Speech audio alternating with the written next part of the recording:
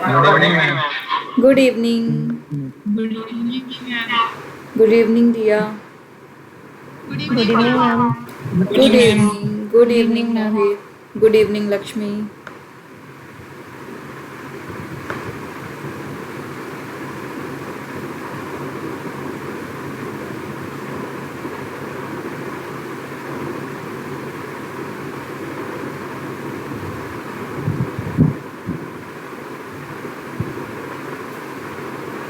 Good evening ma'am. Good evening सूरज।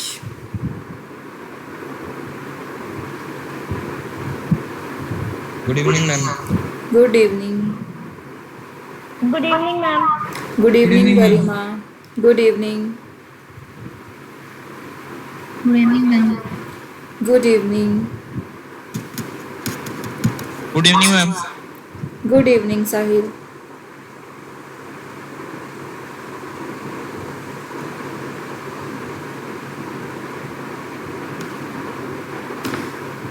कैसी चल रही है आप लोगों की पढ़ाई? चल रही है मैम। टेस्ट की तैयारी है? टेस्ट है ना आज आप लोगों का? Yes ma'am. Yes ma'am. Yes game partnership act.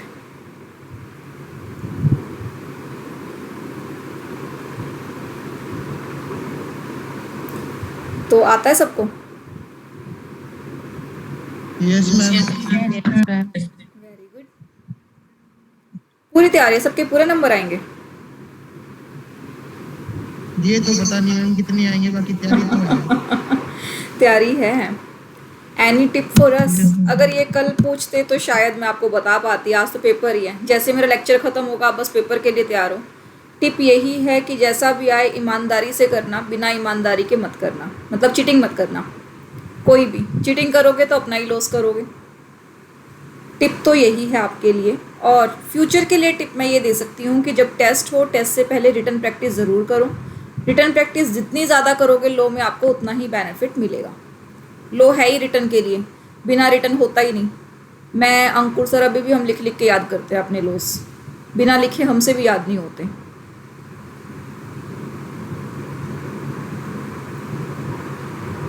आज बच्चे कम हैं, क्या टेस्ट की तैयारी कर रहे हैं? शायद। तो आज की तो अटेंडेंस नोट करने वाली है, जो बच्चे नहीं आएंगे उनके घर पे फ़ोन करना चाहिए, राइट?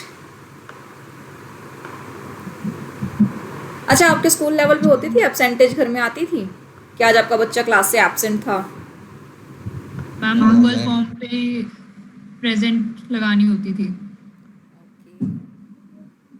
किस किस के घर में छिताई हुई है इसलिए कि आप बच्चे क्लास में प्रेजेंट नहीं थे? ऑनलाइन तो प्रॉक्सी लग क्लास जाती है अटेंड मैम। की है। ऑनलाइन प्रॉक्सी लग जाती है? यहाँ लगाई है क्या यशस्वी पे प्रॉक्सी कभी? नहीं नहीं मैम, स्कूल वाली बात थी वो। अच्छा, स्कूल वाली बात है, यहाँ मत लगाना। हमारे तो क्लास में क्लास यहाँ वाली ज़रूरी है, स्कूल वाली तो चलो चल भी गया आपने। मैम, हाँ जी। लॉ के पेपर में मॉड्यूल की लाइन लिखनी पड़ेगी क्या? देखो, जितना मॉड्यूल लिखते हो ना आप लोग के पेपर में, उतने मार्क्स बच्चों के ज़्यादा आते हैं।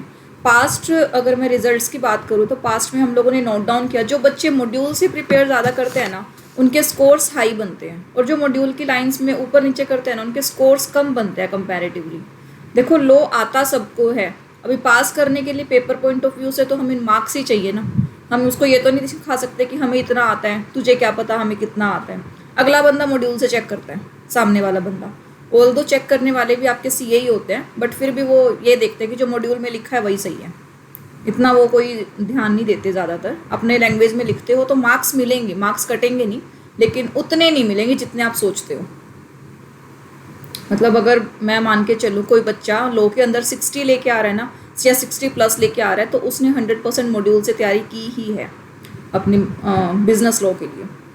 आपका बिजनेस लॉ वैसे 60 मार्क्स का ही है, उसके बाद 40 मार्क्स का आपका बीसीआर है, तो 60 में से आपको अगर 30 भी लाने तो आपको मॉड्यूल प्रिपेयर करना पड़ेगा। ऐसे नहीं आते, इसमें आसान नहीं है, तभी तो मुश्किल मानते हैं इसको। अप डाउन लिटिल बिट आप कर सकते हो, बट ऐसा नहीं कि आप पूरा ही अप डाउन में कर दो। जैसे आपने बोला ना, थोड़ा बहुत एक दो चीज़ें आप कर सकते हो अप डाउन, लेकिन मेजरली आप मॉड्यूल ही लिखना। जितना मॉड्यूल लिखोगे आप लोगों के लिए बेनिफिट है। अभी भी बच्चे कम हैं। चलो मैं अटेंडेंस लिख रही हूँ। तो आप लोगों को 5 मिनट वेट करना है। 5 मिनट आप लोग यहाँ पर अपने बारे में बता सकते हो, कौन कैसे प्रिपेयर कर रहे हैं, जब तक मैं अटेंडेंस नोट डाउन कर रही हूँ।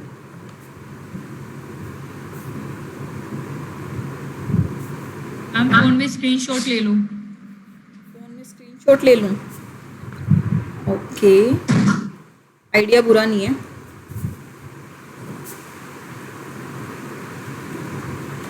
अच्छा, वैसे आपको अपने आसपास पता है कि कौन बच्चा एब्सेंट है? आइडिया लग रहा है अपने आसपास से?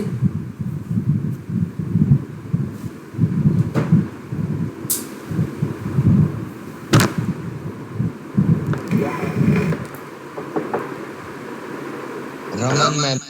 रमन एब्सेंट है। ओके,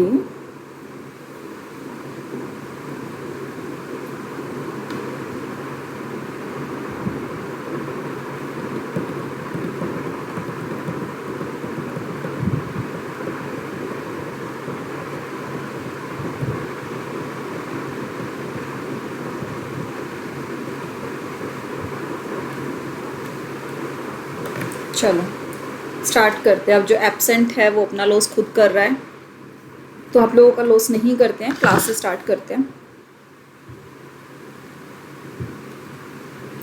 हम लोग जो पहले 3 लेक्चर पढ़ चुके हैं, उस 3 लेक्चर में किसी को डाउट है?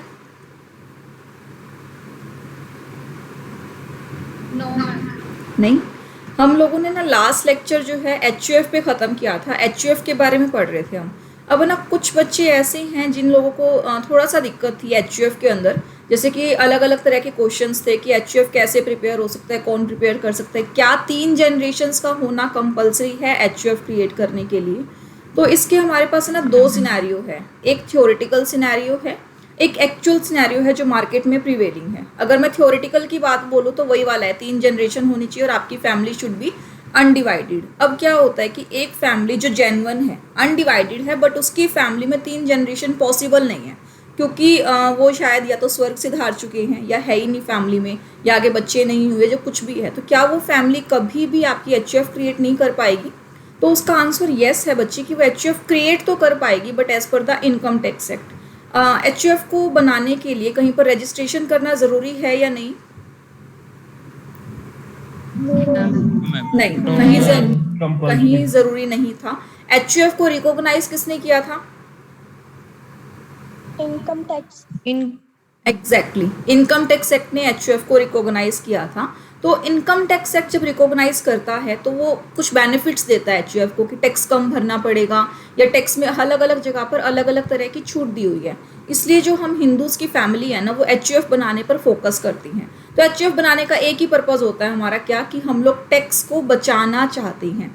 जब टैक्स बचाते हैं तभी HUF क्रिएट करते हैं। तो इनकम टैक्स के पास अगर हम जाएँ कि HUF कौन बना सकता है, तो इनकम टैक्स एक्ट बोलता है HUF बनाने के लिए, मेरे लिए इनकम टैक्स एक्ट के लिए मुझे सिर्फ 3 बंदे चाहिए HUF में, यानी कि एक करता है और 2 को पार्टनर्स हैं, तो मेरे लिए वो HUF वैलिड है। अब फैमिली में 3 लोग हैं तो HUF क्रिएट कर सकते हैं? यस सर, बिल्कुल कर सकते हैं। लेकिन आप अगर वैसे ही थ्योरेटिकल पूरा का पूरा पढ़ते रहोगे ना, वो क्या बोलता है, वो आपको एक अनडिवाइडेड फैमिली का मतलब बताता है। अनडिवाइडेड फैमिली कौन सी है? जिस फैमिली के अंदर उसके दादा दादी रहते हैं, जैसे कि पेरेंट्स खुद रह रहे हैं और बच्चे रह रहे हैं, यानी कि सारे मिलजुल कर रह रहे हैं, उनमें आपस में क्या नहीं है, मतभेद नहीं है। तो वो लोग क्या हैं आपके, वो लोग आपके सारे के सारे अनडिवाइडेड फैमिली के मेंबर्स हैं। अब किसी बच्चे ने पूछा कि मैम एक फैमिली में 4 भाई हैं, तो क्या चारों भाई मिलकर HUF क्रिएट कर सकते हैं? बिल्कुल क्रिएट कर सकते हैं, उनमें कोई दिक्कत नहीं है, क्योंकि 4 है मेंबर्स, आपके 3 से ज़्यादा हो गए। लेकिन अगर लीगल सिनेरियो में बोले तो HUF का मतलब क्या था? जब आपने किसी की मांग में सिंदूर भर दिया, यानी कि आपने अपनी शादी कर ली, जैसे ही अपनी फैमिली क्रिएट की, आप HUF बनाने के लिए एलिजिबल हो गए। आप अपने आप को HUF के अंदर कंसिडर कर सकते हो कि यस मैं HUF बना सकता हूँ। तो आप बिल्कुल HUF बना सकते हैं, उसमें कोई दिक्कत नहीं है आपको। चलो, और एक और बच्चे ने डाउट पूछा था। हाँ, अगर 3 जनरेशन के बाद भी वही बिजनेस कंटिन्यू रहे 4th जनरेशन में, तो वो HUF है? अगर 3 जनरेशन के बाद क्या करे, वो वही बिजनेस कंटिन्यू करे 4th जनरेशन में भी? हाँ, HUF है वो, वही बिजनेस आपका कंटिन्यू हो रहा है बारी बारी, तो यस बिल्कुल ऑफ कोर्स वो आपका HUF बिजनेस ही है। आपका HUF बिजनेस टूटता कब है? एक बार आपने HUF क्रिएट कर लिया तो वो कंटिन्यू रहता है HUF के अंदर। कब खत्म होगा? जब आपका HUF है ना टूट जाएगा, यानी कि आप पार्टीशन डिमांड करते हो। अब 4 भाई हैं, 4 भाई ने मिलकर बोला कि हमारी आपस में बन नहीं रही, चल इस बिजनेस को खत्म करते हैं, हम पार्टीशन डिमांड करते हैं। तो उस पार्टीशन के अंदर जब हम पार्टीशन कर चुके हैं तो अपना HUF बिजनेस बचा ही नहीं, HUF बिजनेस अपना खत्म हो गया, क्योंकि हमारी फैमिली डिवाइड हो गई, हमारे बिजनेस डिवाइड हो गए, तब जाकर वो HUF बिजनेस आपका खत्म होता है। उससे पहले खत्म नहीं होता आपका बिजनेस। एक फैमिली चाहे तो स्टार्ट कर सकती है, अगर उस फैमिली में बंदे ही ना हो इतने सारे तो क्या करे, तो कर सकती है स्टार्ट, कोई दिक्कत नहीं है। तभी तो यहाँ पर इतने ज़्यादा मेजर बेनिफिट दिए होते हैं, आपको फॉर्मल मीटिंग करने की ज़रूरत नहीं है। अच्छा, एक और चीज़, आप में से एक स्टूडेंट था जिसने मुझसे पूछा था कि फॉर्मल और इनफॉर्मल मीटिंग के बीच में कि आपको अगर इनफॉर्मल की जाए तो फॉर्मल की ज़रूरत क्यों है, क्यों आपको फॉर्मल मीटिंग करने की ज़रूरत है, और अगर फॉर्मल है तो इनफॉर्मल का कंसेप्ट जो है बिजनेस में लाया क्यों गया। तो बच्चों, फॉर्मल और इनफॉर्मल 2 अलग अलग चीज़ें हैं। फॉर्मल का मतलब क्या होता है? अब जैसे आप स्टूडेंट्स और मेरे बीच में रिलेशन कैसा है? फॉर्मल वाला है। आप स्टूडेंट्स और अंकुर सर के बीच में रिलेशन कैसा है? फॉर्मल वाला है। ठीक है, आप लोग जो स्टूडेंट्स होते हैं जनरली, आप लोगों का मुझे पता नहीं अभी आप ऐसे कंसीडर कर रहे हो या नहीं, बट स्टूडेंट्स जनरली मेरे साथ थोड़ा सा इनफॉर्मली लिंकअप इसलिए हो जाता है क्योंकि मैं उन्हें ज़्यादा डांटती नहीं हूँ, तो वो फ्रीली अपनी बातें ना मुझसे बात कर सकते हैं, मुझसे अपनी प्रॉब्लम्स बताते हैं, क्लियर करते हैं, तो ताकि मैं आगे कम्युनिकेट कर सकूँ। तो कहीं ना कहीं आप इनफॉर्मल मोड को भी चूज़ करते हैं, लेकिन यहाँ पे कम्प्लीटली स्ट्रिक्टली मैं फॉर्मल डाल दूँ तो आप सारी बातें नहीं शेयर कर पाओगे, आप सिर्फ उतनी ही शेयर करोगे जितनी ज़रूरी है। तो फॉर्मल मोड जब आपका बिजनेस लार्ज हो जाता है, बड़ा हो जाता है, तो जनरली फॉर्मल मोड इसीलिए भी ज़रूरी हो जाता है कि वहाँ पर बकवास ना हो ज़्यादा। ठीक है, अगर सादा आपकी अननेसेसरी बातों पर फोकस करने लगा तो बिजनेस काम ही नहीं कर पाएगा, तो इसलिए भी आपका अनफॉर्मल जो मोड है वो इस्टेब्लिश किया जाता है। हाँ, तुषार और रमन, आप लेट क्यों आए हो? डिस्कनेक्ट हो गया था मेरा बीच में। तुषार का या रमन का? तुषार का, ठीक है। और रमन आप? टाइम याद नहीं रहा मैम। टाइम याद नहीं रहा? ऐसे ना क्या करो भाई, सुबह शेड्यूल चेक कर लिया करो। चलो, तो हम लोग इनफॉर्मल मीटिंग के बारे में बात कर रहे थे। तो इनफॉर्मल मीटिंग के अंदर क्या था? इनफॉर्मल मीटिंग के अंदर आप एक दूसरे से फ्रीली बात कर सकते हो, फॉर्मल मीटिंग में आप फ्रीली बात नहीं कर सकते। अब कहाँ ज़रूरी होती है फॉर्मल मीटिंग, कहाँ ज़रूरी होती है आपकी इनफॉर्मल मीटिंग? अब जो HUF बिजनेस है, सारे के सारे फैमिली मेम्बर्स हैं। आप सोचो अपनी फैमिली मेम्बर्स के साथ बैठ के आप फॉर्मल डिस्कशन कर रहे हो, यानी कि आप बिल्कुल as a excuse me ma'am अपनी मम्मा को बोल रहे हो, excuse me ma'am you are cordially invited into the meeting. तो कैसा लगेगा? आपकी मम्मा आपसे किस तरह से बिहेव करेंगी, क्या बातें करेंगी आपसे, तो आप सोच सकते हो कि उस टाइम पे आपका इंप्रेशन कैसा जाएगा। और मम्मी क्या बोलेंगी कि आज तूने ज़्यादा तो मतलब पढ़ाई नहीं कर लिया, फिर ज़्यादा तो कुछ चढ़ तो नहीं गया तेरे सर पे जो इस तरह से बात कर रही है। तो वहाँ पर हम लोग इनफॉर्मली जितना बात करेंगे उतना हमारे लिए बेनिफिट है, वरना छितर ही पड़ेंगे घर वालों से कि इसको तो कुछ हो गया भाई, चेकअप करवाओ इसका। उसी तरह से जब आप फॉर्मल लाइन में जाते हो, यानी कि आप सारी फैमिलीज अलग है, सारे बिजनेस अलग है। अब एक कंपनी है, कंपनी के अंदर 10 फैमिली जुड़कर बिजनेस कर रही है, तो वो 10 के 10 लोग क्या हैं? डिफरेंट है, अलग अलग हैं। तो उन 10 के 10 लोगों के साथ टाई अप करना मुश्किल होगा इनफॉर्मली, क्योंकि हो सकता है किसी का माइंडसेट कैसा हो, किसी दूसरे का माइंडसेट कैसा हो। सबके साथ एक ही लाइन पे बात करेंगे तो वहाँ पर आपका जो कम्युनिकेशन है वो ज़्यादा इफेक्टिव होगा। ठीक है, चलो आज के कॉन्सेप्ट से स्टार्ट करते हैं। आज का कॉन्सेप्ट है हमारे पास पार्टनरशिप। अब इस पार्टनरशिप में एक्सेप्ट 2 और 3 बच्चे, मुझसे किसी ने कुछ भी नहीं पूछा। आप लोगों ने अगर वीडियो चेक की है तो आप ये बताओ कि पार्टनरशिप आपको समझ में आया कंप्लीट, जो मैंने समझाया था? Yes, कुछ एम्बिग्यूटी लगी, कंफ्यूजन लगी आप लोगों को? यस एक्सेप्ट वो 2 बच्चे जिन्होंने मुझे WhatsApp टेस्ट किया। वाला सीन ट्रू था टेस्ट वाला। ठीक है, किस किस को लगा ट्रू टेस्ट वाला गलत? मैम हमें ओके, प्राची, मानसी, सृष्टि, रिया, नेहा, तुषार। चलो अभी हैंड रेज हो रहे हैं।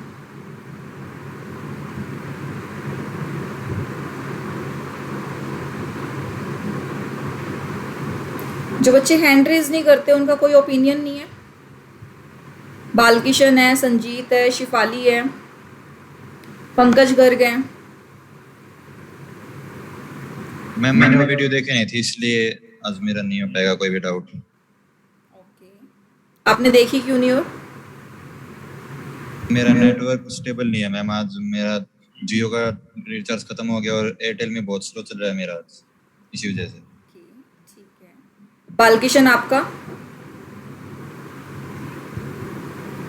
फुल नहीं देखी मैम अभी वो वीडियो। फुल नहीं देखी? 41 मिनट की तो वीडियो है, वो देख लेते ना फुल। मैम नेट खत्म हो गया था। अच्छा, शिफाली आपका?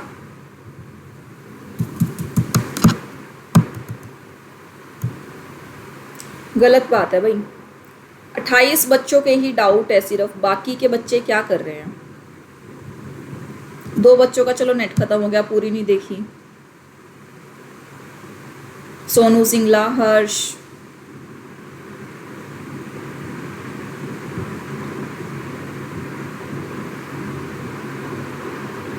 चलो जिन बच्चों का डाउट है ना वो बिल्कुल सही डाउट है आपका। मैंने यहाँ पर जब आपको पार्टनरशिप बताया, अब आप हैंड डाउन जो आप कर सकते हैं। जब हम लोग यहाँ पर पार्टनरशिप की बात कर रहे थे तो मैंने आप सबको क्या बताया? मैंने आपको सबको बताया कि पार्टनरशिप का ट्रू टेस्ट होता है प्रॉफिट शेयर करना।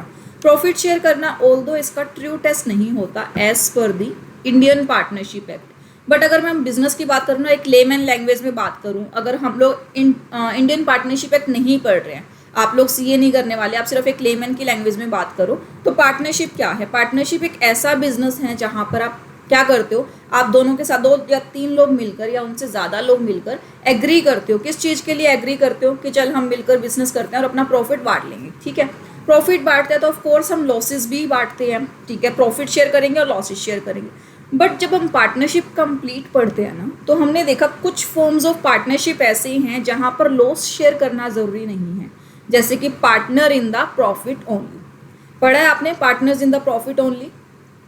Yes, ma'am. Yes, ma'am. उसमें लॉस शेयर करना जरूरी है? Yes, ma'am. No, No, ma'am. Limited for that part, ma'am. No, ma'am. सिर्फ उसके लिए जितना प्रॉफिट कमा रहा है सिर्फ उसके लिए ही वो एलिजिबल है, बाकी तो उसको वैसे कंप्लीट लॉस शेयर करने की कोई ज़रूरत नहीं है। ठीक है, तो यानी कि वहाँ से अगर मैं की इंग्रेडिएंट्स देखूँ पार्टनरशिप का, तो पार्टनरशिप का क्या निकल कर आया हम लोगों के पास कि आपका प्रॉफिट शेयर ज़रूर होना चाहिए। तो जब मैंने इसको बोला truest test of the partnership, तो इसको बोलने का एक मकसद था, एक पर्पस था कि ट्रूएस्ट टेस्ट 2 तरह के होते हैं हमारे पास। एक वो जो आप इंडियन पार्टनरशिप एक्ट में पढ़ कर आए हो, दैट इज़ म्यूचुअल एजेंसी। यही पढ़ा आपने केडी कामत के केस में? Yes, ma'am. Yes, ma'am. तो जो म्यूचुअल एजेंसी होता है ना वो बिल्कुल सही है आपका। जो आपका मेन ट्रू टेस्ट होता है that is your mutual agency. लेकिन पार्टनरशिप में अगर प्रॉफिट शेयर हो रहा है तो इसको हम इग्नोर नहीं कर सकते, प्रॉफिट शेयर होना भी ज़रूरी है आपके पार्टनरशिप में। प्राइमा फेसी या द की फैक्टर्स होता है ये आपका पार्टनरशिप एक्ट का। इसको मैं ट्रू टेस्ट जो बोला था वो जानबूझकर गलत बोला था। ट्रू टेस्ट ये नहीं हो सकता पार्टनरशिप का, क्योंकि ट्रू टेस्ट पार्टनरशिप में क्या होता है कि एक बंदा दूसरे के भी हाफ पे काम करेगा, दूसरा बंदा तीसरे के भी हाफ पे और तीसरा बंदा चौथे के भी हाफ पे, यानी कि सारे के सारे पार्टनर्स आपस में एक दूसरे के भी हाफ पे काम कर रहे हैं। जब एक दूसरे के भी हाफ पे काम कर रहे हैं तो एक दूसरे की लाइबिलिटी भी तो लेंगे, यानी कि एक दूसरे के ऊपर डिपेंडेंसी आएगी। म्यूचुअल एजेंसीज होनी ही चाहिए वहाँ पे। म्यूचुअल एजेंसी नहीं है तो पार्टनरशिप का आएगी। ट्रस्ट किस चीज़ का? फिर आप लोग जब ट्रस्ट ही नहीं करते तो कोओनरशिप लेने के आप बिल्कुल लायक नहीं हो, तो कॉन्ट्रेक्चुअल कोओनरशिप आप ले ही नहीं सकते। इसीलिए जो आपका म्यूचुअल अंडरस्टैंडिंग है, सॉरी, जो आपका ये था आपका म्यूचुअल एजेंसीज, ये ही आपका क्या है 100% ट्रू टेस्ट है पार्टनरशिप का। शेयरिंग ऑफ प्रॉफिट नहीं है। शेयरिंग ऑफ प्रॉफिट बट एक मेजर की इंग्रेडिएंट्स है as per the business industries. Business के टर्म्स में देखो, अगर आपने यहाँ पर इसके डिफरेंसेस को पढ़ा होगा तो डिफरेंसेस में प्रॉफिट शेयरिंग को हमने मेरिट में लिखा हुआ है। रिस्क शेयरिंग भी होता है, लेकिन जो प्रॉफिट शेयरिंग है वो एसेंशियल फीचर्स है, जबकि लॉस शेयरिंग नहीं है। क्योंकि जैसे कि profits in the partners only, partner in the profit only के अंदर लॉस शेयरिंग इसका की फीचर नहीं होता, सिर्फ प्रॉफिट शेयरिंग की फीचर होता है। इसीलिए अगर आपको बिजनेस टर्म में पूछा जाए कि पार्टनरशिप की सही पहचान क्या है, तो पार्टनरशिप एक ऐसा बिजनेस है जहाँ पे सारे लोग एक दूसरे के भी हाफ पे काम करते हैं, यानी कि म्यूचुअल एजेंसी पहली बात आ गई। दूसरा, आपस में प्रॉफिट भी बांटते हैं वो, यानी कि फ्री में काम नहीं कर रहे, प्रॉफिट के लिए काम करते हैं, तो that is your partnership business. इसीलिए प्रॉफिट शेयरिंग को मैंने वहाँ पर की हाईलाइट करके ट्रूएस्ट टेस्ट बोला, ताकि आप लोगों को ये समझ में आए कि प्रॉफिट और लॉस के बीच में से प्रॉफिट जो है वो ज़्यादा फोकस करने वाला पॉइंट है। क्लियर? ट्रू टेस्ट की बात को मैं अपना वापस लेती हूँ क्योंकि वो गलत था। ट्रू टेस्ट आपका नहीं होगा, ट्रू टेस्ट आपका म्यूचुअल एजेंसी होगा। अब ठीक है पूरा पार्टनरशिप? Yes, ma'am. इसके Yes, अलावा ma'am. इसमें कोई दिक्कत आई? अच्छा, वैसे तो आपका पार्टनरशिप का टेस्ट है ना, आज पूरा कर चुके हो आप लोग? Yes, ma'am. Yes, ma'am. अच्छा, पार्टनरशिप एक्ट में डीड बनाना जरूरी है? No, ma'am. Optional है. Optional है. Made, ma'am. डीड नहीं बनाते तो हमें प्रॉब्लम्स का सामना करना पड़ता है कि नहीं करना पड़ता? Yes, ma'am. Disabilities. Disputes problems होती है मैम। क्या क्या प्रॉब्लम्स हो सकती हैं? मैम लड़ाई मच जाती है कि थर्ड पार्टी से नहीं कर सकती. थर्ड पार्टी शो नहीं कर सकती? No ma'am. ये तो डिसेबिलिटीज मैम है. पार्टनर्स के बीच में Registration non registration disabilities है वो ma'am. तो रजिस्ट्रेशन का है मैम, डिसेबिलिटी सेक्शन 69। मैं ये पूछ रही हूँ कि अगर आपने डीड नहीं बनाई पार्टनरशिप के अंदर, तो डीड नहीं बनाई तो रजिस्टर किसको कराओगे? रजिस्टर कराने के लिए तो डीड जरूरी है ना? रजिस्टर में स्टेटमेंट एंड प्रिस्क्राइब फॉर्म और प्रिस्क्राइब फी चाहिए होती है। अच्छा, डीड नहीं चाहिए होती आपको? कंपल्सरी नहीं होती। पार्टनरशिप डीड कंपल्सरी नहीं होती? तो जो आप यहाँ पर फॉर्म सबमिट करते हैं, फॉर्म्स के अंदर आप बताते हैं कि कौन कौन पार्टनर रहेगा, क्या बिजनेस आप करोगे। लेटर हम सबमिट कर सकते हैं. लेटर हम सबमिट कर सकते हैं, ठीक है, okay. Let me tell you first thing, जब आप पार्टनरशिप एक्ट के अंदर पार्टनरशिप को रजिस्टर करवा के आते हो तो वहाँ पर भले ही आप इसका नाम डीड मत दो, बट इसके अंदर जितनी भी टर्म्स एंड कंडीशंस होती है ये सारी आपको उनको बतानी पड़ती हैं। तो डीड शायद आप बाद में भी दे सकते हो। आपकी पार्टनरशिप रजिस्टर कब हो सकती है? उसी टाइम पे रजिस्टर हो सकते हैं जब आप जितने भी रिक्वायरमेंट डॉक्यूमेंट है, आपको ये पढ़ाया गया होगा रिक्वायर्ड डॉक्यूमेंट, ये जो प्रिस्क्राइब्ड फॉर्म है वो आपने फिल करके दे दिया, प्लस आपने फीस सबमिट कर दी, उसी टाइम से मान लिया जाएगा कि आपकी पार्टनरशिप जो है वो रजिस्टर होगी, राइट? यही पढ़ा है आपने? Yes. Yes ma'am. तो जो आप प्रिस्क्राइब्ड फॉर्म भरते हो ना, उसके अंदर की फीचर सारे होते हैं जो डीड के अंदर पूछे जाते हैं। तो जो डीड के अंदर पूछे जाते हैं, डीड एज सच कोई फॉर्मेट नहीं है। डीड में क्या लिखते हो आप? डीड क्या होता है पता है आपको? Terms and conditions. कंडीशन लिखे होते हैं मैम उसमें पार्टनरशिप. बिल्कुल। Deed is a kind of agreement या कॉन्ट्रैक्ट बना लो। चार पार्टनर्स ने अपने बीच में कॉन्ट्रैक्ट लिख दिया। अब कॉन्ट्रैक्ट होता क्या है? तू अपनी कंडीशंस बता, मैं अपनी कंडीशंस बताता हूँ, तीसरा बंदा अपनी कंडीशंस बताएगा। तुम्हें एक्सेप्टेबल है तो चलो भाई आगे काम करते हैं, साइन करो, इसके ऊपर रख नक्की किया बात, यानी कि मैं इतनी कैपिटल लेके आऊँगा, तो इतनी कैपिटल लेके आ, इतना प्रॉफिट शेयरिंग रेशियो होगा, ये बिजनेस हम करेंगे और ये हमारी लायबिलिटीज़ रहेंगी। चारों को ये बात एक्सेप्टेबल है तभी पार्टनरशिप खुलेगी, और चारों को ये बात उस रजिस्ट्रार को बतानी होगी जो रजिस्ट्रार ऑफ फर्म्स है, जिस बंदे के पास आप जाओगे। अब वो बंदा जब रजिस्टर करेगा तो ये सारी चीज़ें साथ में नोट डाउन करता है कि पार्टनरशिप क्या है, किन लोगों के बीच में है और कितने अमाउंट पर रजिस्टर हुई है, तभी उसे बोला जाएगा रजिस्टर्ड है और कंप्लीटली लीगली वेरीफाइड होगी। तो अगर मैं बोलूँ कि डीड है तो डीड को ही आप रजिस्टर करवाते हो। द डीड में be registered in India under the Indian partnership act. जब आपने अपनी डीड को रजिस्टर करवा लिया तो मान लीजिए आपकी फर्म भी जो है वो रजिस्टर हो चुकी है। अगर आपकी फर्म रजिस्टर्ड है तो आप मानकर चलिए कि आपके पास डीड होगा ही होगा, बिना डीड आपकी पार्टनरशिप रजिस्टर नहीं होगी, क्योंकि जो भी फॉर्म्स आप सबमिट कराते हो वो itself form the part of the deed, वो डीड जैसे ही माने जाते हैं। डीड में भी वही चीज़ें लिखते हो और आप उसके अंदर भी वही चीज़ें लिखते हो। यस कनिका? मैम एग्रीमेंट तो होगा ही पार्टनर्स के बीच में, क्योंकि मैम पार्टनरशिप का बेस एग्रीमेंट ही होता है. बिल्कुल, पार्टनरशिप का बेस जो है वो एग्रीमेंट ही होता है. एग्रीमेंट कैन बी ओरल और रिटन. आपने पढ़ा होगा पार्टनरशिप में. पार्टनरशिप क्या है? चार लोग मिलके खड़े हैं यहाँ पर, चल यार बिजनेस करते हैं हम लोग, हाँ मैं तेरे साथ बिजनेस कर लूँगा. ओरली आपने सब कुछ डिसाइड कर लिया, कुछ भी लिखा नहीं आपने. जब आप कुछ भी लिखते नहीं हो तो उस बात को आप प्रूफ नहीं कर सकते. प्रूफ नहीं कर सकते तो एक वर्ड होता है, वर्ड का नाम होता है आपका एनफोर्सेबिलिटी. एनफोर्सेबिलिटी का क्या मतलब होता है पता है?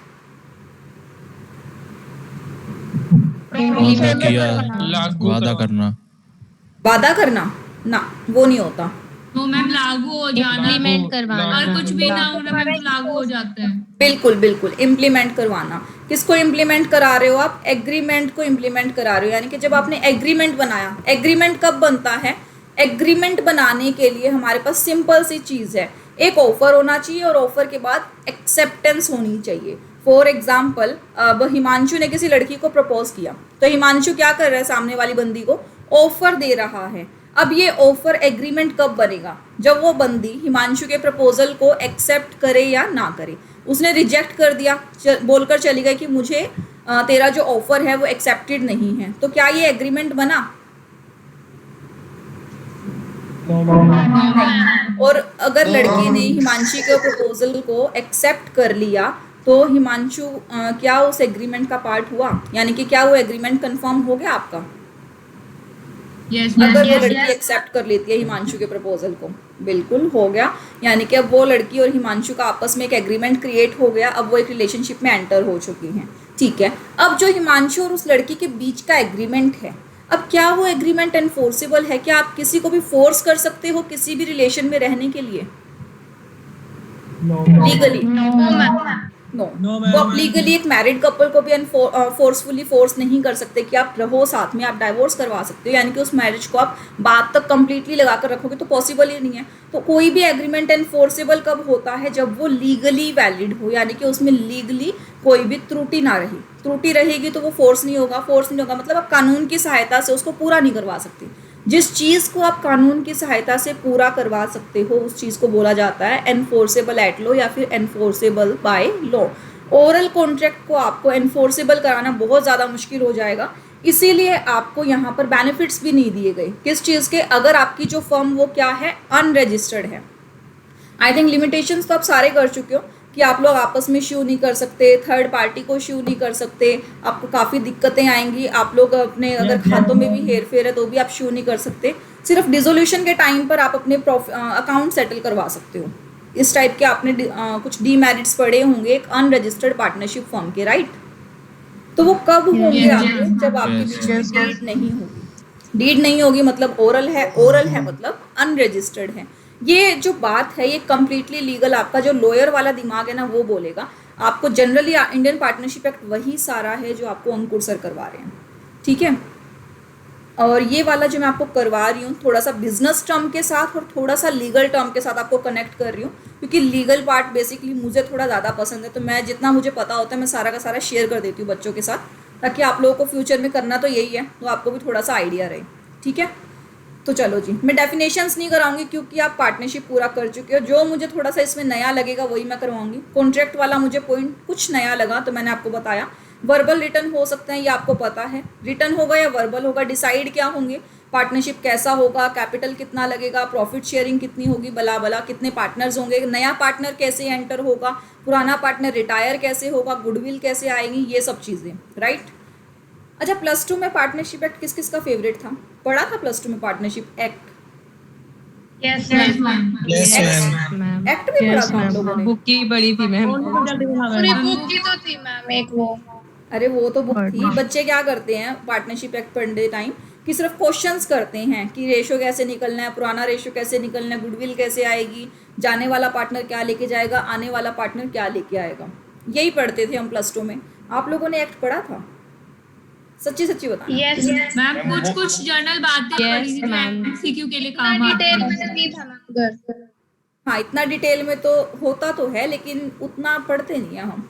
जैसे कि ये डेफिनेशन पूरी डिटेल में होती है फर्स्ट वाली, इन हर एक बात का मतलब समझाया जाता है। Agree to share the profit as well as losses, उसके बाद for all or by some, carried on by all or by some of the partners. ये वाली लाइन के ऊपर ये एक लेक्चर लगा दिया जाता है। अभी तो आप लोगों को आता होगा ये। अच्छा, जो पार्टनर्स एक्चुअली काम करते हैं उनको क्या बोलते हैं? Active partner, possible partner. कौन सा होता है जो सोता रहता है? मैम स्लीपिंग पार्टनर होता है जो सोता रहता है, और डॉर्मेट कहते हैं उसे। सोता रहता है मतलब वो सारा दिन ही सोता रहता है, उसको कोई काम धंधा नहीं है क्या? मैम मैनेजमेंट में पार्टिसिपेट नहीं करता, सिर्फ कैपिटल वेला बेला। सही है। चलो, मैं भी कहाँ आप लोगों से उलझ रही हूँ, आप लोग तो पूरा पार्टनरशिप करके आए हो, राइट? चलो आगे करते हैं। इस पेज को आगे ट्रांसफर कर दो ना, मुझे नहीं लगता इस पेज में ऐसा कुछ अभी पेंडिंग है जो हमें पढ़ना चाहिए या जो आप लोगों को नहीं आता, है ना? Yes ma'am. Yes ma'am. चलो नेक्स्ट करते हैं। नेक्स्ट इसमें जो डिफरेंसेस है, एग्रीमेंट आपको पता है कैसे बनना चाहिए और कैसे बन सकता है? एक्सप्रेस, इम्प्लाइड, ओरल, रिटर्न कुछ भी हो सकता है मैम। एक्सप्रेस, इम्प्लाइड और return. What is the difference between express or implied? Ma'am implied और प्रेस रिटर्न में होता रिटर्न होता है। है, प्रेस रिटर्न और ओरल दोनों। इम्प्लाइड पार्टनरशिप कैसे हो सकती है? जो प्रीवियस कंडक्ट इम्प्लाइड मैम जो रूटीन होता जा रहा है Previous पिछले conduct वाले देख को प्रीवियस कंडक्ट्स को देख के हम मान लेते हैं। ये आप जो बोल रहे हो वो कंसेप्ट ठीक है, लेकिन मैं ये पूछना चाह रही हूँ, अब जिन्होंने बोला है वो भी आंसर कर सकते हैं कि इम्प्लाइड पार्टनरशिप कैसे क्रिएट हो सकती है? पार्टनरशिप तो है आपके एग्रीमेंट से होगी, इम्प्लाइड एग्रीमेंट तो होते ही प्रीवियस हैं। एक्शन से मैम। पहले work After कर रही थी, reconstitution, previous ma'am. conduct उस basis पे आप जो बोल रहे हो मुझे समझ में नहीं आया।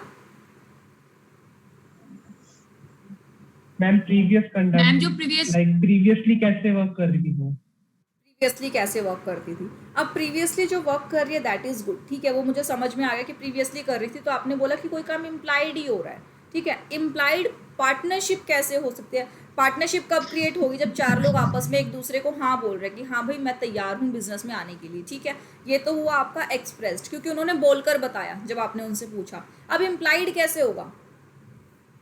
मैम आफ्टर रिकॉन्स्टिट्यूशन अगर वो वापस डीड ना बनाए और पुरानी डीड को ही फॉलो करे अकॉर्डिंग टू सेक्शन 24।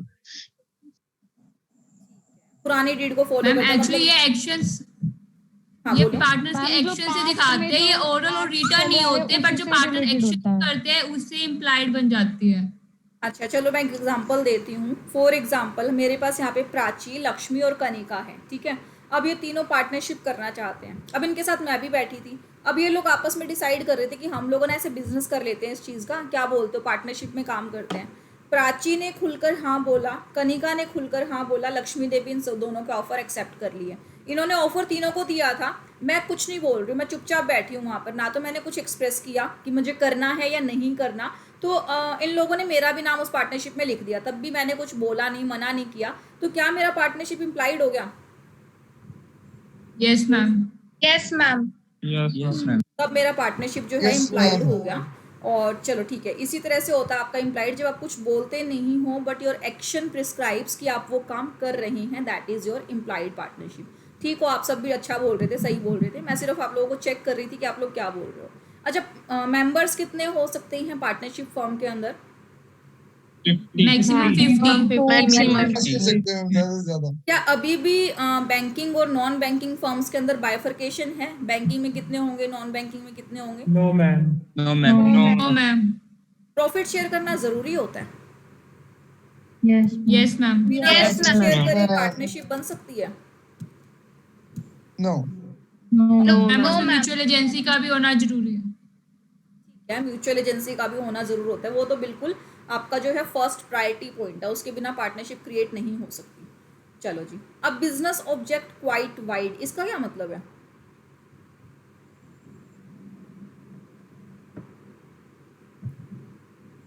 इसमें ट्रेड मैम जो बिजनेस का अलग अलग कि नॉन बिजनेस एक्टिविटीज नहीं करनी, बिजनेस मैम एक्टिविटीज वो नॉन चैरिटेबल पर्पस के लिए नहीं बनती, वो सिर्फ चैरिटेबल पर्पस के लिए नहीं बनती या बनती है? चैरिटेबल नहीं पर्पस और नॉन चैरिटेबल पर्पस के लिए नॉन चैरिटेबल पर्पस के लिए बनती है, चैरिटेबल पर्पसेस के लिए नहीं बनती। बिल्कुल, नॉन चैरिटेबल पर्पस के लिए बन सकती है। तो पार्टनरशिप का बिजनेस वाइड इसीलिए है क्योंकि इसके बिजनेस को रेस्ट्रिक्ट नहीं गया। हमने सिर्फ क्या बोला कि नॉन बिजनेस काम आप नहीं करोगे पार्टनरशिप में आके, फिर तो वो आप एनजीओ बनाओ, चैरिटी इंस्टीट्यूट्स बनाओ, क्लब बनाओ, कुछ भी बनाओ, हमें कोई फर्क नहीं पड़ता। आप पार्टनरशिप नहीं बना सकते किसके साथ? नॉन बिजनेस पर्पस के साथ। यानी कि आपका पर्पस क्या होना चाहिए कंप्लीटली कि मुझे तो बिजनेस करना बिजनेस ही है, पर्पस। बिना बिजनेस के आप बिजनेस कर ही नहीं सकते। इसीलिए इसके ऑब्जेक्ट्स वाइड हैं, जितने बिजनेस आप सोच सकते हो उतने बिजनेस आप कर सकते हो, पार्टनरशिप के अंदर भी कर सकते हो, कोई आपके ऊपर लीगल रेस्ट्रिक्शंस नहीं है। अनलिमिटेड लाइबिलिटीज आपको पता है बहुत अच्छे से क्या होती है, तो क्या पार्टनरशिप की लाइबिलिटी अनलिमिटेड होती है? Yes ma'am. Yes ma'am. चलो नेक्स्ट करते हैं।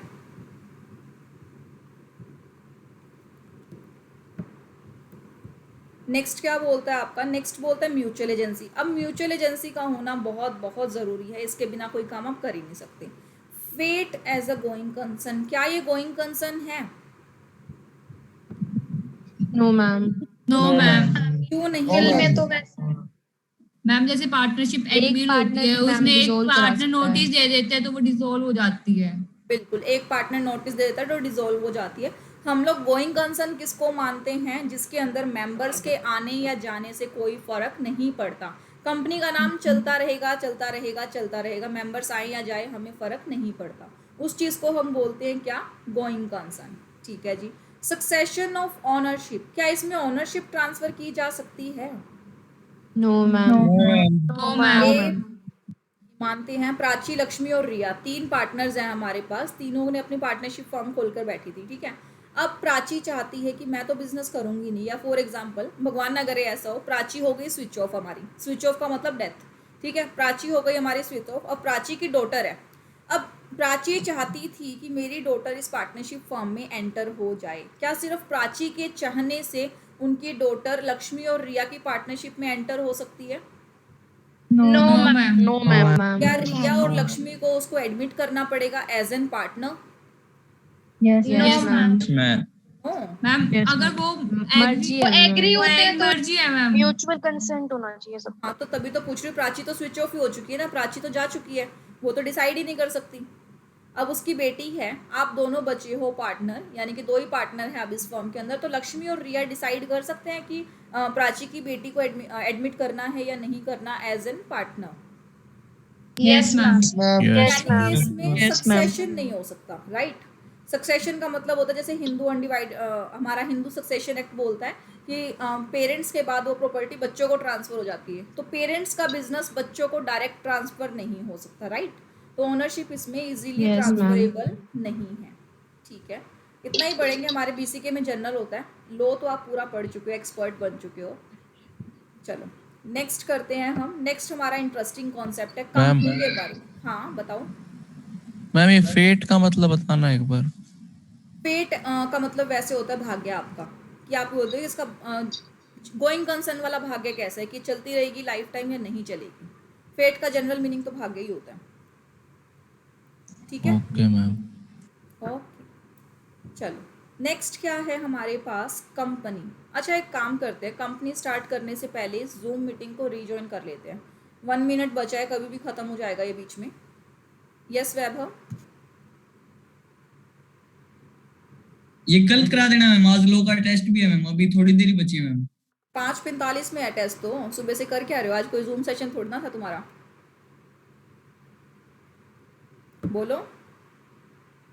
मैम पूरा दिन तो इसी टेंशन में निकल गया, आज टेस्ट है, आज टेस्ट है। तो कल करवा देना मैम।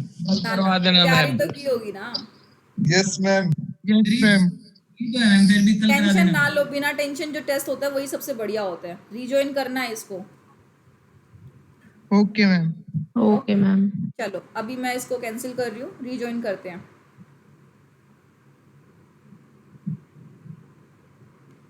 Record.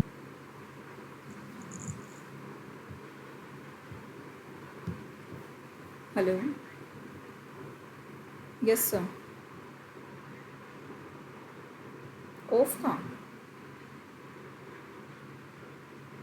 ठीक है मैं डाल दूंगी, मैं 10 मिनट बाद डाल पाऊंगी क्योंकि मेरा लेक्चर चल रहा था सर, इसीलिए मैंने फ़ोन नहीं उठाया था। अभी भी चल रहा है वो। चलो मैं डाल देती हूँ। आप वैसे सर थोड़ा सा मेरे को ना टाइमली बता दिया करो।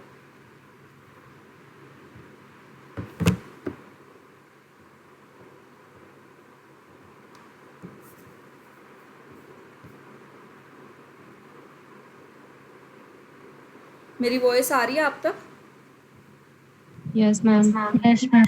चलो यस मैम। ठीक है, यस मैम। ओके बालकिशन। चलो कंपनी के बारे में पढ़ा था वीडियो में? Yes, ma'am. यस क्या मैम। पढ़ा था? Yes ma'am. क्या पढ़ा था? मैम ये सेपरेट Types of एंटिटी होती companies है, इसके हैं। Type Body corporate. Body corporate होती है और मैम इसका अलग Separate entity। एड्रेस होता है और आइडेंटिफिकेशन नंबर होता है। स्मॉल कंपनी डोरमेंट मस्त होता है। रजिस्ट्रेशन मस्ट होता है। क्या बिना रजिस्ट्रेशन हमारी कंपनी बन सकती है? No ma'am. No, पक्की ma'am. बात है, कोई भी कंपनी नहीं होती बिना रजिस्ट्रेशन के। सोच लो, No, कहीं ma'am. गलती कर रहे हो। No ma'am. No ma'am. 100% sure हो? Yes ma'am. Yes, ma'am. Very good, आप तो बड़े अच्छे बच्चे बन गए, सारी चीज़ें देख कर आए हो। बिल्कुल, बिना रजिस्ट्रेशन के आपकी कंपनी हो नहीं सकती। रजिस्ट्रेशन प्रूफ क्या होता है आपके पास? रजिस्ट्रेशन कराने के बाद ना एक प्रूफ मिलता है आपको। क्या मिलता है? सर्टिफिकेट मिलता है मैम। Authentication number. ठीक है, एक आपको मिलता है आइडेंटिफिकेशन नंबर, जो कहाँ लिखा होता है आपके सर्टिफिकेट पे। इसको पूरा बोलते हैं हम अपनी आम लैंग्वेज के अंदर COI, यानी कि आपका सर्टिफिकेट ऑफ इनकॉर्पोरेशन। लिख लेना इसको, COI बोलते हैं, सर्टिफिकेट ऑफ इनकॉर्पोरेशन। उसके अंदर लिखा क्या होता है कि कौन सी कंपनी बनी है, यानी कि name of the company, this company has been incorporated, फिर ऑन, उसकी डेट ऑफ बर्थ लिखी होती है। डेट ऑफ बर्थ बोले तो जिस दिन कंपनी बनी थी।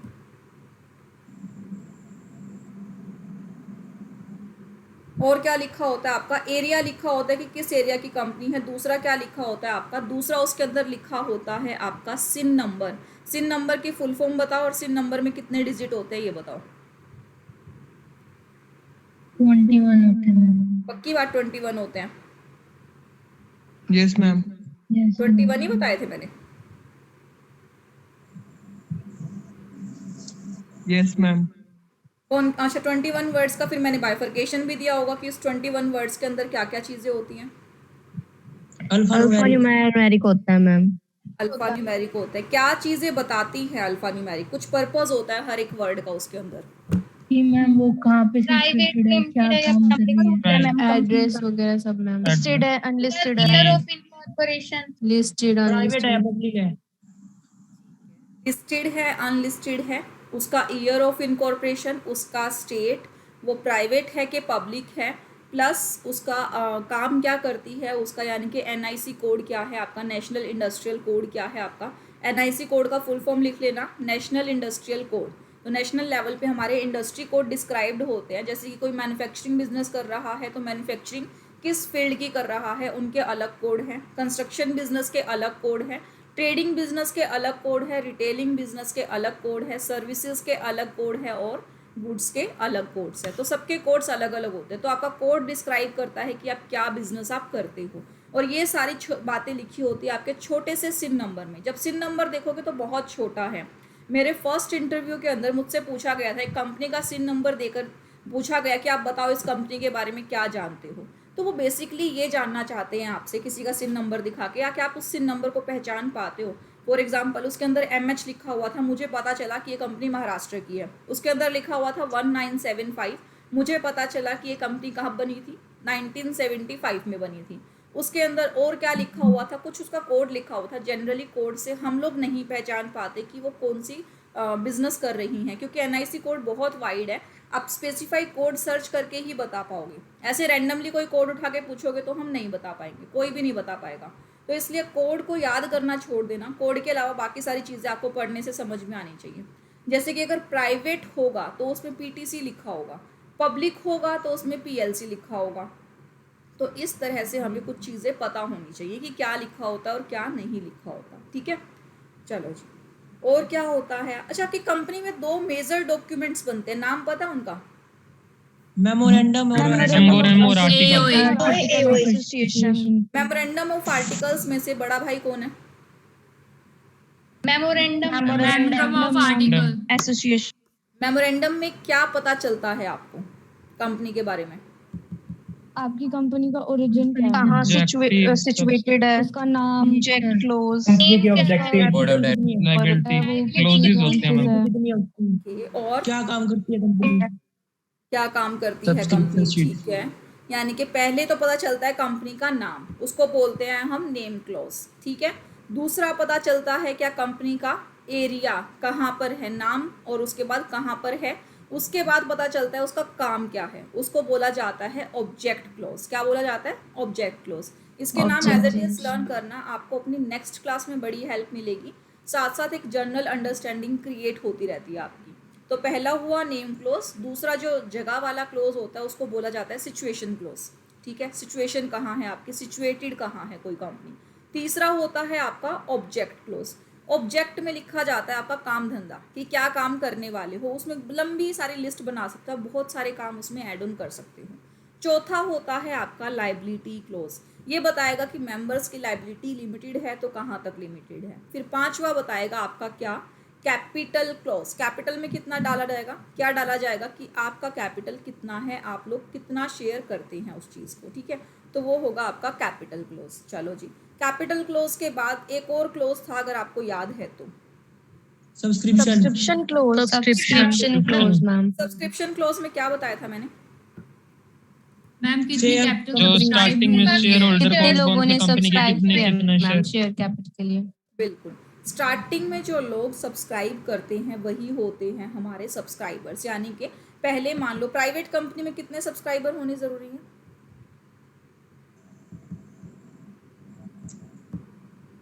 दिमाग लगाओ, 200। दिमाग आंसर पता है। 200 200 2 मैम। प्राइवेट कंपनी में 2 ही सब्सक्राइबर ज़रूरी हैं, क्या 2 से ज़्यादा सब्सक्राइबर ले सकते हो? Yes ma'am, max 200। और पब्लिक कंपनी में 7 मिनिमम। 1 पर्सन, 1। अच्छा 1 पर्सन जो कंपनी है उसके अंदर एक से ज़्यादा पर्सन शेयर परचेज कर सकते हैं। 1 पर्सन कंपनी के शेयर मैं परचेज कर सकती हूँ? No ma'am. No ma'am. Raman purchase कर सकता है 1 पर्सन कंपनी के शेयर? मैं चलो नहीं कर सकती, क्या पता रमन कर सकता हो? No ma'am. नो। कोई भी नहीं कर सकता 1 पर्सन कंपनी के share purchase? No ma'am. One ऐसा जिसकी क्यों? कंपनी है वही कर, क्योंकि मैम वो 1 पर्सन कंपनी नॉर्मल 1 ही पर्सन हो सकता है। क्योंकि नॉर्मल 1 ही पर्सन हो सकता है, मैक्सिमम और मिनिमम एक ही बंदा हो सकता है, ठीक है। क्या Maximum। मैंने आपको डायरेक्टरशिप बताई थी कि 1 पर्सन कंपनी में मिनिमम कितने डायरेक्टर हो सकते हैं? 15 मिनिमम 3 तो मैक्स। मिनिमम बताओ, मिनिमम 1 मैम। पक्का 1 हो सकते हैं? पक्का है। पक्का है? कैसे पता? मैंने तो बताया नहीं था वीडियो के अंदर 1 पर्सन में कितने डायरेक्टर होते हैं। ये नहीं था मैम, हाँ +2 में था मैम। अच्छा +2 में था, ठीक है। चलो 1 पर्सन के अंदर सिर्फ आपका 1 ही डायरेक्टर होता है। क्या 1 ही हो सकता है? 1 से इंक्रीज किया जा सकता है डायरेक्टर को? No ma'am. 15 है मैम मैक्सिमम। 1 पर्सन कंपनी में सिंगल ही रहेगा। सिंगल ही रहेगा। अर्पित का आंसर था नो, कि इसको इंक्रीज नहीं किया जा सकता। एनीवन जो अर्पित से अलग आंसर करे? Number of maximum director in 1 person company? 15 ma'am. 1 person के अंदर, वो तो प्राइवेट कंपनी और पब्लिक कंपनी के लिए था ना। इसमें भी 15 ही है। चाहिए मैम। इसमें 15 ही है, इसमें भी 1 नहीं हो सकता है मैम। 1 ही हो सकता है 15 है मैक्सिमम। ये ध्यान रखना कि आप 1 पर्सन कंपनी के बारे में बता सकते हो। मेंबर 1 हो सकता है, बिल्कुल मैंने आपकी बात मान ली। अब आप मुझे बताओ कि डायरेक्टर कितने हो सकते हैं मैक्सिमम? मिनिमम तो आपने बता दिया, बिल्कुल ठीक है। अभी मुझे अर्पित ने बोला है कि मैक्सिमम 1 ही हो सकता मैम है। मैक्सिमम 15। ये किसका आंसर है? रिया। ओके, अर्पित का आंसर है मैक्सिमम 1, रिया का आंसर है मैक्सिमम 15। मैम 15 ठीक है। और कोई जो 1 और 15 से डिफरेंट कुछ बोलना चाहे? अच्छा, मैक्सिमम डायरेक्टर 1 ही हो सकता है, इस बात को कौन सपोर्ट नहीं करता? वही बोलो। मैम 15। 15 ठीक है। रिया और मानसी का आंसर मेरे पास आ चुका है, उसके अलावा 1 मैम। 1 वाले मत बोलो, सिर्फ वो बोलो जो ये बोलते हैं कि 1 से मैक्सिमम नहीं हो सकते। मतलब वो बोलो जो बोलते हैं कि 15 हो सकते हैं, जो रिया के साथ सहमत है। Ma'am 15 15 ma'am. रमन आपको क्या लगता है कितने हो सकते हैं? 1 मैम। रमन का आंसर है 1। बालकिशन को लगता है 15 हो सकते हैं। चलो, ये लगभग लोग हमारे पास 1 वाले हैं जिन्होंने हैंड रेज किया है, ठीक है। अगेन 13 लोग तो है जो 1 में हैं। एक बच्चा था जिसने मुझे बोला था कि 15 हो नहीं, सॉरी 13 लोग जो है वो 15 वाले में हैं। एक बच्चा है जो 1 बोलता है, बाकी फिर कुछ नहीं बोल रहे। 1 मैम। अच्छा, जिन्होंने हैंड रेज नहीं किया वो 1 वाले हैं क्या? Yes ma'am. Yes ma'am.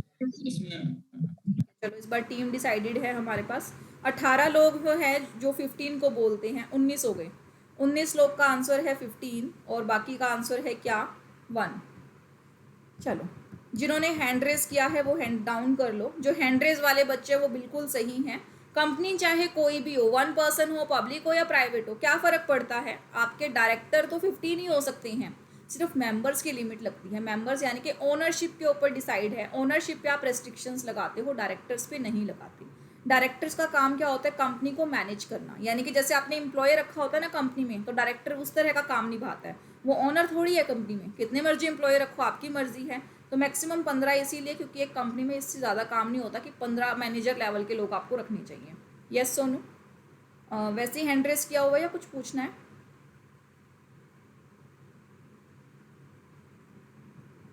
Sonu, are you there Sonu? ये तो ऐसे ही हो गया मैम। ऐसे ही हो गया, कोई बात नहीं, रिवर्ट कर दिया करो। कई बार मुझे ऐसा लगता है सो गए या क्लास ऑन करके कहीं चले गए। मिनिमम एक होते हैं क्या ओबीसी में? ओपीसी में कौन एक होता है? डायरेक्टर। मिनिमम एक होना चाहिए, दो होते हैं। मिनिमम एक होगा और मैक्सिमम आपके 15 जा सकते हैं ओपीसी के अंदर भी, क्योंकि जो डायरेक्टर की लिमिट है वो हर कंपनी के लिए परफेक्ट है, बराबर रहती है। सिर्फ मिनिमम की लिमिट आपके ऊपर नीचे होती है, बट मेंबर्स की लिमिट हर कंपनी में अलग होती है। जैसे कि आपके प्राइवेट के अंदर 200 है, 1 पर्सन के अंदर आपकी बिल्कुल रिड्यूस हो गई, वो आपकी हो गई 1। मैक्सिमम भी और मिनिमम भी। एक भी ना हुआ तो कंपनी खोल ही नहीं सकती। एक तो कम से कम होना चाहिए और एक से ज़्यादा किसी भी टाइम पर आप नहीं बन सकते किसी भी 1 पर्सन कंपनी के मेंबर। एक ही मेंबर होगा और वो एक ही कंपनी में ही रहेगा, एक से ज़्यादा कंपनी में भी मेंबर नहीं होगा वो। ठीक है। अच्छा, ओपीसी का कंसेप्ट कब आया था? रिसेंटली आया था अपने कंपनीज एक्ट 2013 के अंदर, यानी कि 2013 के बाद का ही कंसेप्ट है। उससे पहले ये फैसिलिटी लोगों को नहीं थी। अच्छा, ओपीसी का आपको क्या लगता है क्यों दिया गया होगा ओपीसी का बेनिफिट? ऐसा क्या डिफरेंट है ओपीसी में जो कि सोल प्रोप्राइटर्स खींचे चले आते हैं ओपीसी की तरफ? क्योंकि लिमिटेड लायबिलिटी है मैम यहाँ पे। देता है, लिमिटेड लायबिलिटीज की वजह से सब इसकी ओर खींचे चले आते हैं। 1 पर्सन कंपनी की डेफिनेशन मैंने यहाँ पर दी थी, क्या डेफिनेशन हमें समझ में आई है?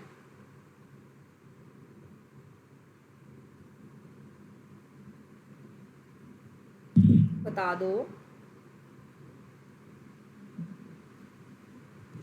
मैम। कुछ समझ आई थी, कुछ समझ आई थी। ठीक है, देखो ये जो सेक्शंस है ना, ये मैंने आपके रेफरेंस के लिए डाले थे। ऑल्दो आपके सिलेबस में नहीं है, आप चाहो तो इन्हें इग्नोर कर सकते हो, बट मैंने थोड़ा सा एक्स्ट्रा नॉलेज के लिए डाला था ये सब। सेक्शन है आपका 2 और क्लॉज 62, इसको पढ़ना ऐसे ही है, section 2 clause 62।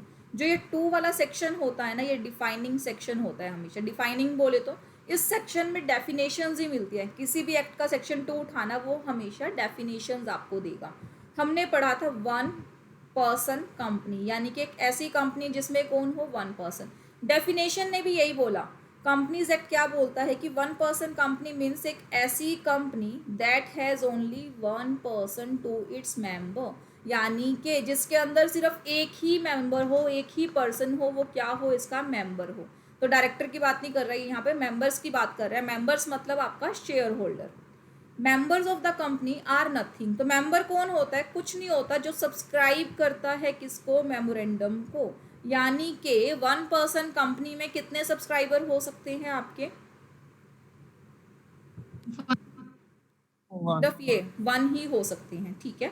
So an OPC is effectively a company that has 1 shareholder as its member. जो हम अभी वर्बली पढ़ रहे थे कि 1 पर्सन कंपनी में सिर्फ एक ही मेंबर हो सकता है। सेक्शन 2 क्लॉज 62 उस पर मोहर लगाता है कि हाँ बिल्कुल आप जो कह रहे हो वो बिल्कुल सही है, एक ही मेंबर हो सकता है। ठीक है। उसके बाद दूसरा फॉर्मेट है जो बहुत प्रचलित है प्राइवेट कंपनीज के अंदर। 1 पर्सन कंपनी भी is a kind of private company and small company भी is a kind of private company. कैसी प्राइवेट कंपनी है ये? Other than a public company. Public company से अलग, यानी कि है तो एक प्राइवेट कंपनी। अब प्राइवेट कंपनी में भी लिमिट्स लगा दी। सारी प्राइवेट कंपनी स्मॉल कंपनी नहीं हो सकती, पेड अप शेयर कैपिटल जिसका डज नॉट एक्सीड 50 लाख रुपए। पेड अप शेयर कैपिटल बोले तो जिसके शेयर कैपिटल का पार्ट, जिसने पेड अप कितना किया है, उसका maximum paid up share capital 50 lakh रुपए या फिर उससे हायर अमाउंट है, तो वो नहीं है क्या, स्मॉल कंपनी। यानी कि स्मॉल कंपनी कौन है, जिसका पेड अप शेयर कैपिटल कम है, किससे, 50 लाख रुपए से। इतना क्लियर है, जिसका पेड अप शेयर कैपिटल कम होगा 50 लाख रुपए से, वही कंपनी हमारी स्मॉल कंपनी कहलाएगी। और ये किस सेक्शन ने बोला, ये बोला हमारे सेक्शन 2 क्लोज 85। ठीक है। दूसरी बात क्या बोलता है, दूसरी बात ये बोलता है कि जो टर्नओवर है, टर्नओवर का मतलब क्या होता है आपका,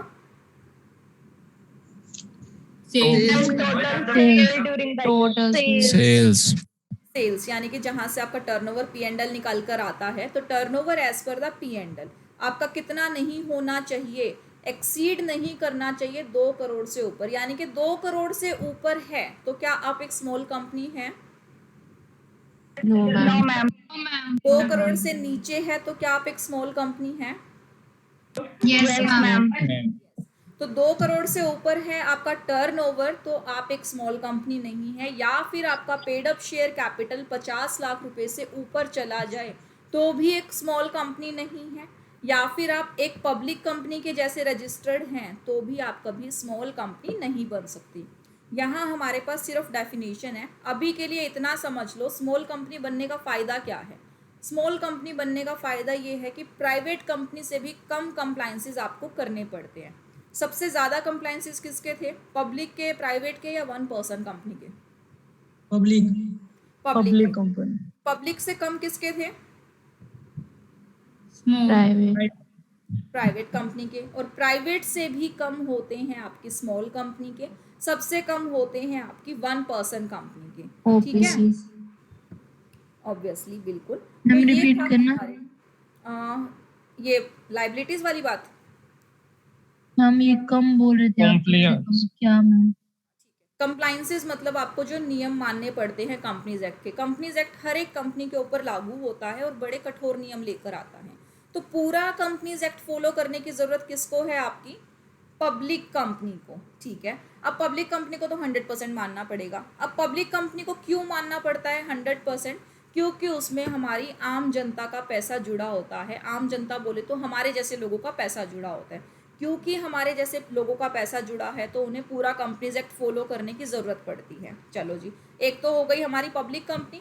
पब्लिक से थोड़े छोटे लेवल पे आ गई हमारी प्राइवेट कंपनी। प्राइवेट कंपनी में कौन लोग होते हैं, हमारे क्लोजली हेल्ड लोग, क्योंकि मैक्सिमम नंबर ऑफ मेंबर्स की लिमिट है ना, वहाँ पे मैक्सिमम नंबर ऑफ मेंबर्स कितने हो सकते हैं?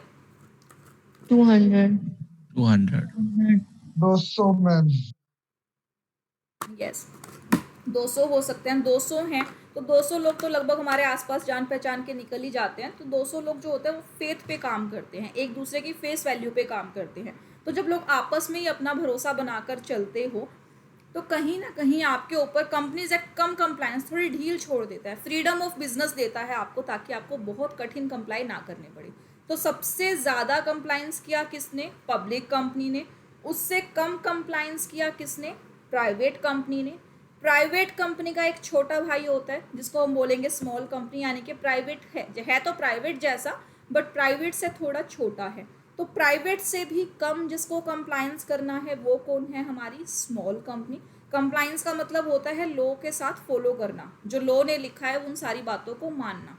तो लॉ खुद ही बोलता है कि अगर तू छोटा है तो तुझे मुझे मानने की ज़रूरत नहीं है, तुझे ये वाली बात मानने की ज़रूरत नहीं है। तो उससे भी कम छूट किसको मिली, और सबसे ज़्यादा छूट किसको मिलती है, हमारी 1 पर्सन कंपनी को, क्योंकि ये और छोटे लेवल का बिजनेस हो गया। तो सबसे कठिन किसके लिए हुआ बिजनेस करना इस हिरार्की के अंदर? पब्लिक कंपनी से कम कठिन प्राइवेट कंपनी, प्राइवेट से कम, स्मॉल कंपनी, और स्मॉल से कम पर्सन कंपनी। अगर हिरार्की उल्टी कर दे तो सबसे आसान फॉर्मेट कौन सा है, 1 पर्सन कंपनी, 1 पर्सन। थोड़ा मुश्किल, स्मॉल सबसे मुश्किल, प्राइवेट कंपनी, और सबसे मुश्किल हमारी महाकंपनी पब्लिक। पब्लिक। इसके अलावा और भी फॉर्मेट्स होते हैं जो हमें यहाँ पढ़ने की ज़रूरत नहीं है। कुमकुम एंड लक्ष्मी कुछ कहना चाहते हो? मैम कल करा देना। चलो ठीक अब है। टेस्ट भी आना है। ओके मैं समझ गई। 45 है ना आपका टेस्ट? यस मैम ये रजिस्ट्रेशन के टाइम पे बताना जरूरी होता है क्या, जो हमारी कंपनी स्मॉल है या ओपीसी है? बिल्कुल, रजिस्ट्रेशन के टाइम पर आप डिसाइड कर सकते हो कि आपको कौन सी कंपनी बनानी है। बट ये क्या मैम होता है कि जो प्रॉफिट्स स्मॉल जो होते हैं, एक मैम मिनट, जो आप पहले प्रॉफिट्स पूरी बात होते हैं, सुनो एक बार आप पूरी बात सुनो। अगर आप एक प्राइवेट कंपनी और पब्लिक कंपनी के बीच में बाइफरकेट कर लो, पहले तो ये डिसाइड करो कि पब्लिक बनाओगे कि प्राइवेट बनाओगे। फॉर एग्जाम्पल आपने बनाई प्राइवेट कंपनी, तो प्राइवेट कंपनी स्टार्टिंग में हर एक आपकी स्मॉल कंपनी ही होती है, इसको अलग से डिस्टिंग्विश करने की ज़रूरत नहीं है, ठीक है। अब इसको अलग से डिस्क्लूड नहीं करोगे, यानी कि जब आपका पेड अप शेयर कैपिटल इससे इंक्रीज होगा ना, तभी आप स्मॉल से प्राइवेट की डेफिनेशन में एंटर होगे। उससे पहले आपको स्मॉल कंपनी की तरह ही ट्रीट किया जाएगा और इसके सारे बेनिफिट्स आप उठा सकते हो। लेकिन अगर आपने अपने आप को रजिस्टर ही पब्लिक में करवा लिया तो ये बेनिफिट आप उठा ही नहीं पाओगे, चाहे आपका टर्नओवर कितना ही कम हो, चाहे पेड अप शेयर कैपिटल कितना ही कम हो। अब पूछो क्या पूछ रहे हो? मैम ये स्मॉल पूछना था कि जिस ईयर में 2 करोड़ से ज्यादा का प्रॉफिट आ जाएगा तो उस ईयर में, मतलब उस ईयर से परमानेंट उसके ऊपर प्राइवेट बन प्राइवेट जाएगी। के बिल्कुल, एक बार प्राइवेट बन गई तो बन गई, फिर वो प्राइवेट ही रह जाएगी आपकी, फिर वो स्मॉल कंपनी नहीं आएगी। ओके। हाँ जी, और कौन कुछ कह रहा था? इसमें मैक्सिमम मेंबर 200 ही होते हैं ना मैम? मैक्सिमम नंबर 200 हो सकता है प्राइवेट में भी और स्मॉल में भी, क्योंकि स्मॉल का फॉर्मेट प्राइवेट कंपनी जैसा ही होता है। और मैम ओपीसी में मेमोरेंडम ऑफ एसोसिएशन वाली लाइन रिपीट कर दो। हाँ, मेमोरेंडम ऑफ एसोसिएशन बनता है, सारी चीज़ वैसे ही बनेंगी, सिर्फ फ़ायदा ये है कि एक ही मेंबर के साथ बन सकता है। या आर्टिकल इसको बनाने की ज़रूरत ज़्यादातर नहीं होती, क्योंकि आर्टिकल्स में क्या होता है, रूल्स रेगुलेशंस लिखे होते हैं, ये खुद ही कर लेगा। लेकिन फिर भी बनाना चाहिए एमओई के साथ एओई, आपको फाइलिंग पर्पस के लिए तो बनेगा ही बनेगा। और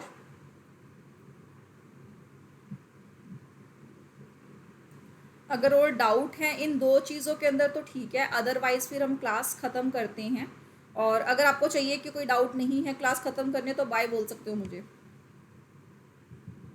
bye ma'am. Bye ma'am. Bye ma'am. Bye bye bye ma'am. Bye bye ma'am. Bye.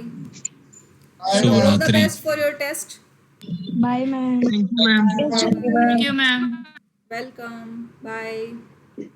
धन्यवाद। ओके।